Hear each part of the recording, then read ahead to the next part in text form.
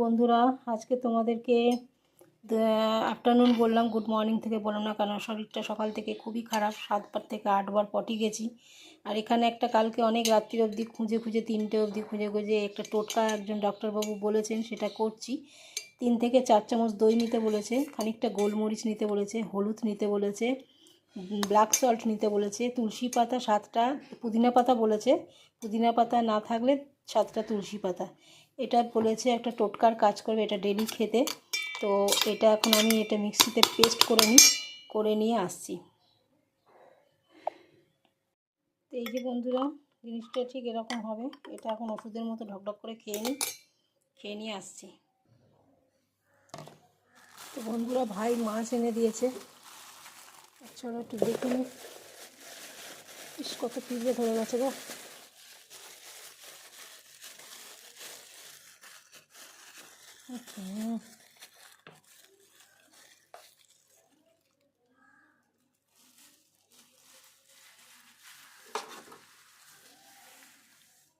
দাঁড়াও দেখাচ্ছি। তো বন্ধুরা, আমি পার্শে মাছ বার করেছিলাম আর পার্শে মাছটা ঢুকিয়ে দিলাম, কারণ এই মাত্র খানিকক্ষণ আগে পিউ ফোন করে বললো, কী করছো, আমার বাড়ি চলে আসো, আমার বাড়িতে খেয়ে দিয়ে একবার পার্লারে যাও। আর ভাই এখানে ইলিশ মাছ এনে দিয়েছে, আজকের বাজার এটা। আর পার্শে মাছটা রয়েছে, পমপ্লেট মাছ এনে দিয়েছে, এই দেখো ভেটকি মাছ এনে দিয়েছে। এটা ভেটকি মাছ, এটা ইলিশ মাছ চাকা মুড়ো, আর এই যে 2 পিস ভেটকি, 2 পিস পমপ্লেট আর ইলিশ মাছ। ঠিক আছে, চলো বন্ধুরা এটা ঢুকিয়ে দেওয়ার পর তারপরে রেডি হই। আর এই দেখো আমার জামা কাপড়ের অবস্থা, জামা কাপড়গুলো গোছাই, একটু জামা কাপড় নিয়ে গিয়ে ওখানে রেখে দেবো, দিয়ে পার্লার যাব, পিওর বাড়ি থেকে পার্লার চলে যাব। তো বন্ধুরা, সকাল থেকে 8 থেকে 10 বার পটি গেলাম। পেটের অবস্থা এতটাই আমার খারাপ। এটা আমার নতুনত্ব কিছু না, কারণ কালকে খিচুড়ি খেয়েছি, 2টো ডিম খেয়েছি, ব্যাস। তো যাই হোক, এখন পুজো করে নামলাম। কি জানি ইচ্ছাও করছিল না, মাছ বার করে রেখেছিলাম পার্শে মাছ, যে মাছের ঝোল ভাত করব, তা কি একবার জলমুড়ি খেয়ে নেবো, এসব চিন্তাভাবনা করছি। মাছটা বার করে রেখেছিলাম, তো পিউ হঠাৎ ফোন করে বললো, আমার বাড়ি চলে আসো, এসে আমার বাড়িতে খাওয়া দাওয়া করো, আর মাছ ঢুকিয়ে দাও, রান্না করতে হবে না। তো ওকে বললো, ও শুনলে না, বললাম না আমি রান্না করে নেবো, বললো না করতে হবে না, তুমি আমার বাড়িতে চলে এসো, আমিও কোর্টে যাইনি, তুমি আসো। তো যাই হোক, চলে এসছি, এই চলে যাচ্ছি ওর বাড়িতে এখন। আর দেখি পেটের অবস্থা 3টে অবধি কীরকম থাকে, সেই বুঝে যাবো, নাহলে পার্লার যাবো না। ঠিক আছে, চলো পিউর বাড়ি গিয়ে দেখা হবে। বন্ধুরা, পিউর বাড়িতে চলে এসেছি, আর এখন পিউর খাবার বাড়ছে। চলো ওটা দেখিয়ে আমি ওই জামাটা চেঞ্জ করে নেবো, চেঞ্জ করে তারপরে খাবো।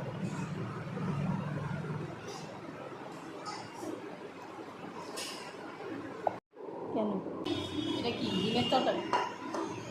ডিমের তরকারি, আচ্ছা আচ্ছা।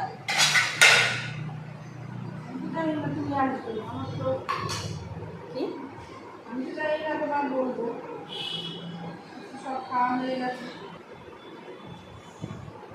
আর একটু কমে লাগলে নেবো, মানে সেদিনকে মতো হাঁসফাঁস করে শরীরটা, ব্যাস ছেড়ে দেবো। সারা দুপুর আমরা দুজনে মিলে গল্প করেই কাটিয়ে দিলাম, সারাটা দুপুর। না ও ঘুমোলো, না আমি ঘুমালাম, কেউই ঘুমায়নি। তুমি চোখটা বন্ধ করে আগে, লোকে ভাবে এখন ঘুমোচ্ছ। তো ওই জন্য এখন ও স্কুল থেকে আসবে, আর আমি বেরিয়ে যাব একটু হাতিবাগান বাজারে। ওই বলতে বলতেই রঘু এসে গেছে। চলো তাহলে তুমি, আমিও যাবো কি। যাই হোক, রঘু এসে গেছে, আমি এবার বাজার যাব। বাজার গিয়ে এখন বাজার যাই কি বাড়ি যাই কি, হোমিওতে যাবো, ওষুধ নেবো, ওষুধ নেওয়ার পর তারপরে বাড়ি ঢুকে সন্ধ্যা টন্ধে দেবো। আজকে শরীরটাও কি তোমরা জানো এরকম হয়েছে, পিউর বাড়িতে এসেও এরকম পেটটা মোচড় দিয়েছিল। তো পিউ বললো যেতে হবে না আজকে, পেটের অবস্থা ভালো না, যেও। তাই জন্য আর আজকে যাওয়া হলো না। ঠিক আছে, তো চলো বন্ধুরা এখন যাই, দেখি একটু প্রাণ স্কুল যাই, গিয়ে কত জিনিস কিনবো, কিনে নিয়ে বাড়ি যাবো। বাড়ি গিয়ে তারপর মা হোমিওতে যাবো, ঠিক আছে? চলো রাখছি। তো বন্ধুরা, এই পিউর বাড়ি থেকে এলাম। রঘু আসতে দেবে না, পিউ আসতে দেবে না, আটটু বসো করে করে এই এতক্ষণে ছাড়লো, বাড়ি এলাম। তারপর পূজার সঙ্গে একটু কথা বলছিলাম, বলে বাড়ি টাড়ি এসে এবার সন্ধে দেবো, সন্ধে দিয়ে যাবো ডাক্তারের কাছে। ডাক্তারের কাছ থেকে যাব শাড়ির ফলস আনতে, ফলস নিয়ে তারপরে ডাক্তারের কাছে যাবো, আগে ওষুধ নেবো, ফলস পার নেবো, নিয়ে বাজার যাব, একটু বাজার করব, করে তারপরে বাড়ি ফিরবো, ঠিক আছে? তো চলো বন্ধুরা, এখন রাখি, সন্ধে টন্ধে দিয়ে নিই, তারপর আবার বেরোই। তো বন্ধুরা, এখন যাচ্ছি মা হোমিওতে গিয়ে একটু ওষুধ নিয়ে আসি। ওনাকে ফোন করে বলে দিয়েছি, তো উনি বলেছেন হ্যাঁ আসুন ওষুধ দেবো। তো যাই হোক, এখন সন্ধেটা দিয়ে নিলাম। ওনাকে ফোন করলাম, উনি ফোন ধরেননি, বলেছিলেন 5টার পর উনি দোকানে চলে আসবেন। তো যাই হোক, আমি সন্ধেটা দিয়ে নিলাম। সন্ধেটা দিয়ে নিয়ে এখন যাচ্ছি, তাহলে আমি নিশ্চিন্তে মনে এই কাজগুলো করতে পারবো। ওখান থেকে আমি সোজা যাব হাতিবাগান বাজারে, এই টাউন স্কুল যাব, ওখান থেকে কটা ফলস পার কিনবো, কেনার পর তারপর বাজার যাব, একটু বাজার করে বাড়ি ঢুকবো, ঠিক আছে? চলো সাথে থাকো।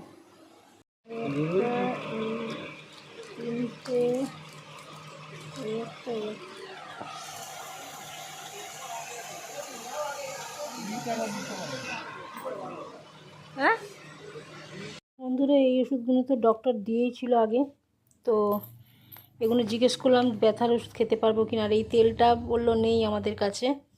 তো মা হোমিওতে গেছিলাম, মা হোমিওতে গিয়ে ওনাকে বলে ওষুধ নিয়ে এলাম। এই একটা ব্যথার ওষুধ দিল, ঠিক আছে, বললো এটা খান, কমে গেলে ভেরিকোজ ভেন, যা সিমটম বললাম উনি শুনেই বললো ভেরিকোজ ভেন হয়েছে। আর এটা হলো আমাশার ওষুধ দিল, 15 ফোঁটা করে 2বার খেতে বলেছে, তো খাওয়ার পর, ঠিক আছে? আর এই ওষুধটাও তাই। আর এগুলো বললো আপনি খেতে পারবেন, আর ভেরিকোজ ভেনের বললো ব্যথাটা কমান, কমে গেলে তারপরে ভেরিকোজ ভেনের ওষুধ দেবো। আর এই যে দেখলেই তো ফলস পার কিনে নিয়ে এলাম। আর বাজারে গেছিলাম, বাজারে গিয়ে টিপের পাতা কিনবো, টিপের পাতা সেরকম পছন্দ হলো না, লোক নেই দোকানে, লোক নেই। একটা পাতা নিলাম, আর 2টো পাতা নিতে গেলাম, বললো লোক নেই। যাই হোক চলে এলাম, টিপের পাতা নেওয়া হয়নি। আর একটা বৌদির কাছে নিতে যাচ্ছিলাম, দেখলাম তিনি খাচ্ছেন, তাই আমার দাঁড়াতে হবে, সেই জন্য আমি আর নিইনি, ঠিক আছে? তো এবার যেটা হয়েছে, বাজারে গেছি, বাজারে গিয়ে একটু সবজি নিয়েছি, বেগুন নিয়েছি, পটল নিয়েছি, তোমাদের সঙ্গে আর শেয়ার করা হয়নি, কারণ বাজারে টুনটুনদার সঙ্গে দেখা হয়ে গেছিলো, আর টুনটুনদা নারকোল কিনছিল। টুনটুনদাকে বললাম তুমি বাইক নিয়ে এসছো, বললো হ্যাঁ। আর তাহলে বাইক যখন নিয়ে এসো তাহলে দাঁড়াও, আমি তোমার সঙ্গে যাব। তাই টুনটুনদাকে বললাম, টুনটুনদা বলছি ঠিক আছে তুই তাহলে আয়। তো আমি চটপট করে একটু বেগুন কিনলাম, একটা পেঁপে কিনলাম, আর পটল কিনলাম, আর কাঁচা লঙ্কা কিনলাম,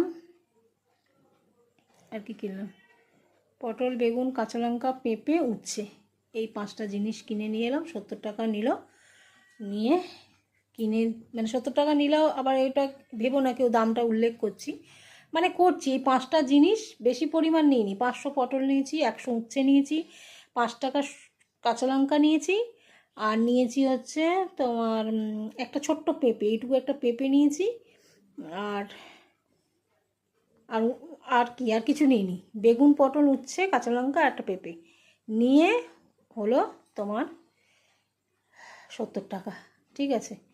তো আমি আর কত কী নিচ্ছে না নিচ্ছে হিসাব করিনি। পটল বললো 30 টাকা করে, বেগুন বললো 60 টাকা করে, এই যা হয়ে দিয়েছে তাই নিয়ে চলে এসেছি। আর বাজারটা তোমাদের দেখাচ্ছি না, রেখে দিলাম বাজারটা, কেননা আচ্ছা চলো দেখিয়ে দিই তোমাদের। এই দেখো, ক্যামেরায় দেখো, এই যে বাজার দেখিয়ে দিলাম। আর বাজারে যেহেতু টুনটুনদার সঙ্গে যাবো বলেছি, টুনটুনদা অফিস থেকে কাজ থেকে ফিরছে, তো সে কারণে ওনাকে দাঁড় করানোটা ঠিক না, তাই ভিডিও আর ক্যামেরা বার করে করিনি। টুনটুনদার সঙ্গে আসবো বলে টুনটুন দাঁড়িয়েছিল, তারপর টুনটুনদার সঙ্গে বাইকে করে বাড়ি চলে এলাম, বাড়িটা তাড়াতাড়ি চলে এলাম, এই আর কি। আর এখন প্রচণ্ড খিদে পাচ্ছে, তো এখন একটু মুড়ি খাবো, ঠিক আছে? আর মুড়ি খেয়ে ওষুধটা খাবো, দেখি কি হয়, ঠিক আছে? তো চলো বন্ধুরা, এখন রাখি, জামা কাপড় চেঞ্জ করি। ইচ্ছা হলে ভাবছি একটা পিওর শাড়ির ফলস বসাবো, না ইচ্ছা হলে আজকে বসাবো না, অন্যদিন বসাবো, ঠিক আছে? তো চলো এখনকার মতো রাখছি। তো একটু মুড়ি নিয়ে বসলাম, ঘুরেছি, শুধু মুড়ি নিয়ে চানাচুরও নিয়েছি এবার। ঠিক আছে, খিদে পাচ্ছে, কি করব বলো, চানাচুর মুড়ি খেতে হবে, ঘরে এটাই আছে, বিস্কুটও আছে। তো একটা এখন আমাশার ওষুধ খেলাম, হোমিওপ্যাথি ওষুধ নিয়ে এসে, আর ব্যথার ওষুধটা রাত্রে খাবো। ঠিক আছে, তো চলো বন্ধুরা এখন রাখি, পরে আসছি। তো বন্ধুরা পিউর বাড়ি থেকে এসে বাজার টাজার করে তারপরে এসে শুয়েছিলাম। বলেছিলাম তোমাদের কাছে যে শাড়িটা একটা ফলস পিকো করব, এই ফলস করব, বসাবো, কিন্তু সেটার ইচ্ছা করেনি।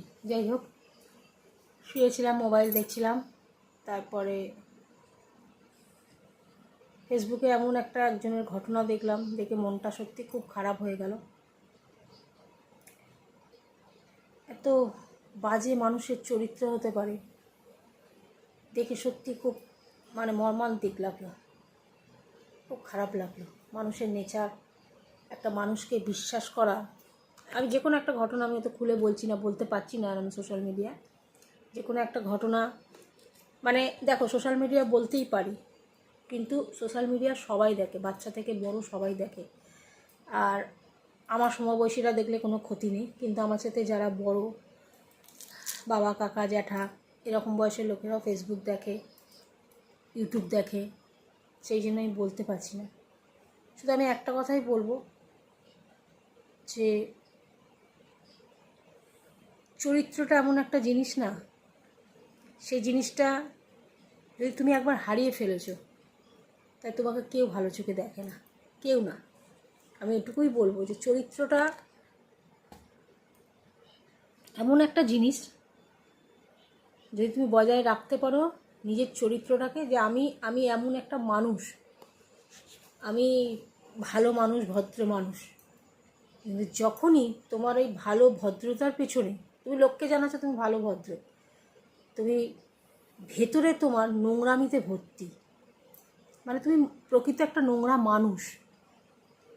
কিন্তু পাপ কখনো বাপকেও ছাড়ে না। তোমার এই ভদ্রতা, তোমার এই সভ্যতা, তোমার এই ভালো মানুষই যখন ধরা পড়ে যায়, আর এটা একদিন না একদিন ধরা পড়বে,